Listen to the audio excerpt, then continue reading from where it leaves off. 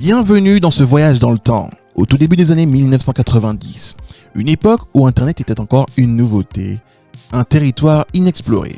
Mais c'est aussi ici que commence l'histoire du phishing, une technique de cybercriminalité qui continue de piéger des millions de personnes aujourd'hui. En octobre, Access Protection participe au Cybermois, mois où nous sensibilisons tout particulièrement à ces cybermenaces et la façon dont s'en protéger. Comment tout a commencé ? Attachez vos ceintures et plongeons ensemble dans l'histoire de la naissance du phishing.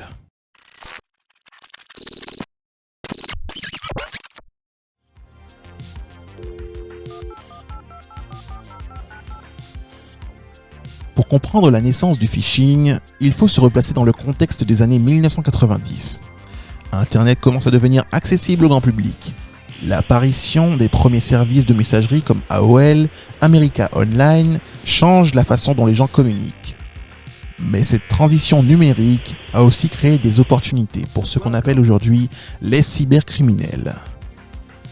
Avec seulement 2,6 millions d'utilisateurs à l'époque, Internet était perçu comme un endroit sûr, mais ce n'était qu'une illusion.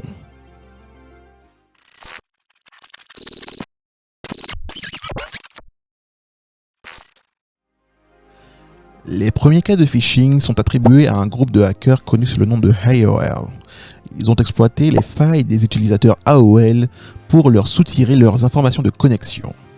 L'une des premières attaques a impliqué la création de fausses notifications destinées à piéger les utilisateurs peu méfiants. Les messages ressemblaient à ceci. Votre compte doit être vérifié. Les utilisateurs étaient incités à fournir leurs informations sensibles, ce qui permettait aux hackers de prendre le contrôle de leur compte. Cette méthode très simple était incroyablement efficace.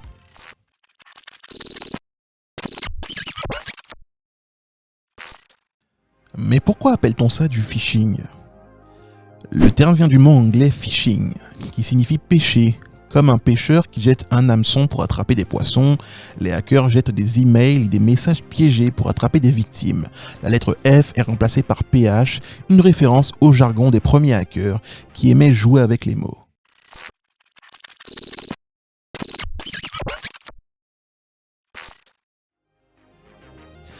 Le phishing a beaucoup évolué depuis. Aujourd'hui, des millions d'emails de phishing sont envoyés chaque jour. En 2023, il est estimé que plus de 3,4 milliards de tentatives de phishing ont été effectuées à travers le monde. Le phishing ne se limite plus aux emails. Il évolue et cible les SMS, le smishing, les appels téléphoniques, le vishing et même les messages sur les réseaux sociaux.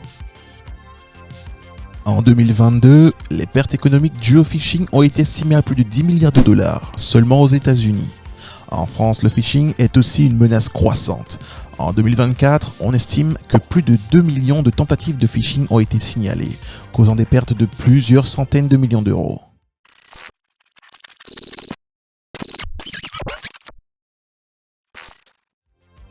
Certaines attaques de phishing ont été particulièrement marquantes. En 2004, l'attaque dite Rockfish a été responsable de milliers de victimes dans le monde. En France, une des attaques les plus notables a concerné de faux emails de la Direction générale des finances publiques, incitant des contribuables à fournir leurs informations bancaires. Ces tentatives ont été suffisamment sophistiquées pour tromper un grand nombre de personnes, causant des pertes économiques considérables.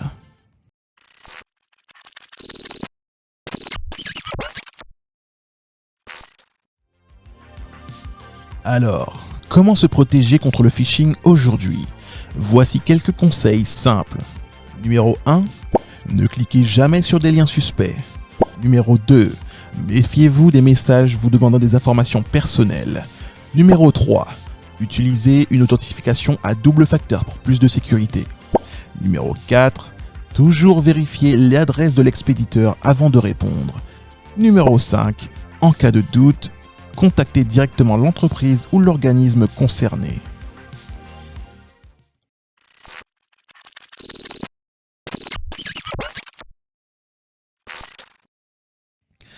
Le phishing a commencé comme une simple arnaque dans les années 1990, mais il est devenu aujourd'hui une menace mondiale. Rappelez-vous, la sécurité commence par la vigilance. En France, près de 80% des cyberattaques en 2024 incluaient des tentatives de phishing. Ce chiffre illustre à quel point il est crucial d'être informé et vigilant. Le saviez-vous ?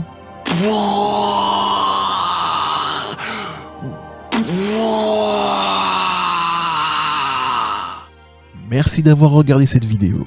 N'oubliez pas de vous abonner pour en apprendre plus sur la sécurité et rester protégé. À bientôt.